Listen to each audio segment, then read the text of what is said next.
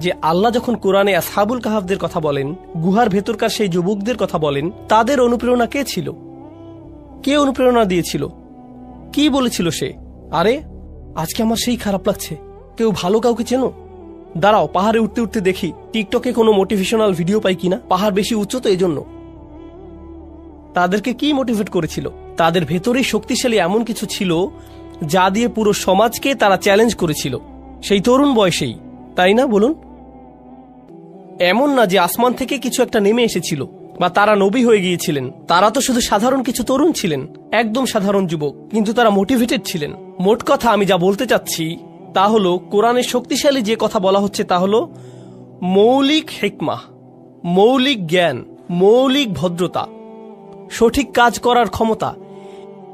এই সবই আপনার মধ্যেই আছে, আগে থেকেই আছে।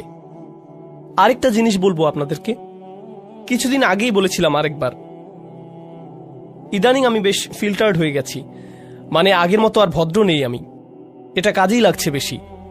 এমন না যে আমি অভদ্র, মানে সরাসরি বলি আর কি। তো একজন তরুণী এলেন আমার কাছে, তখন জার্মানিতে ছিলাম। তো প্রোগ্রামের পর তিনি এসে বললেন, উস্তাদ, আমরা কেন নারী নেতৃত্ব নিয়ে কথা বলি না? নারীদের নেতৃত্বে থাকা উচিত, তাদেরও নেতৃত্বের অধিকার আছে, আমরা কেন এটা নিয়ে আলোচনা করি না?